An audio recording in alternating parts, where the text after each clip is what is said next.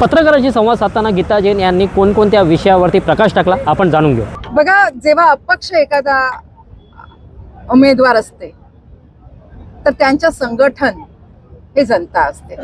आणि मी नेहमी सांगत असते की हे इलेक्शन गीता जैनचं नाही आहे, हे इलेक्शन जनतेचं आहे आणि जनतेने त्याला स्वीकार केलाय।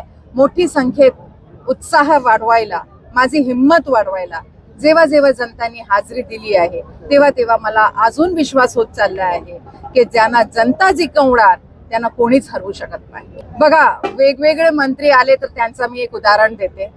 स्मृतीजी आले, त्यांनी सांगितलं भ्रष्टाचारी व्याभिचारीला आपण वोट द्यायचं नाही आहे।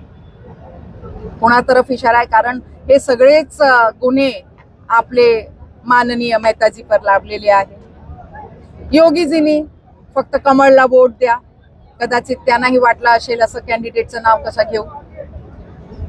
आणि बाकीचे जेही मंत्री आले मोस्ट वेलकम, त्यांचा आदर करते मी, आदरणीय आहे। कदाचित त्यांना हे डिटेल दिली गेली नसेल की जे कॅन्डिडेटसाठी ते जात आहे त्यांचा इतिहास, त्यांची खरी ओळख हे त्यांना कदाचित माहीत नसेल, माहीत करावी। पण मी परत एकदा सांगते, एवढे मोठे मोठे जे मुख्यमंत्री आले, मंत्री आले, त्यांना मी वेलकम करते, त्यांचा आदर करते। आणि म्हणूनच फक्त एकच सांगणार की मंत्री हे पण जनताच बनवते, त्यांनाही निवडून जनतानीच दिले आहे, तर जनतापेक्षा कुठलाही संघटन मोठा नसते। या बाबतीत ज्यांनी असे निर्णय घेतले ते जास्त चांगल्या रीतीने ते सांगू शकणार।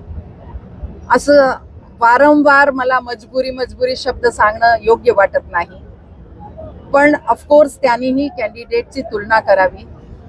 त्यांनीही बघावं की 5 वर्ष ज्यांनी आपल्याला प्रत्येक ठिकाणी मदत केली आणि आपल्या विश्वासावर ज्यांनी फक्त आणि फक्त भाजपाचं काम केलं, त्यांना तुम्ही जेव्हा नकारता तेव्हा जनता तुम्हाला जबाब देणार।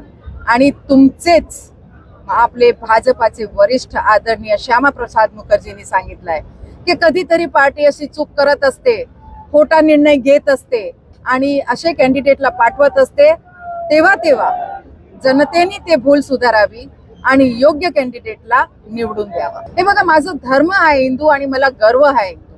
आणि जेव्हा जेव्हा धर्म याचं टॉपिक येते तेव्हा मी धर्माची रक्षा करणार, माझं परिवाराची रक्षा करणार। जेव्हा जेव्हा प्रशासन हा विषय असते, मी आमदार म्हणून प्रत्येक जाती धर्मासाठी त्यांच्या विकासासाठी काम करत असते आणि ते मी करत राहणार।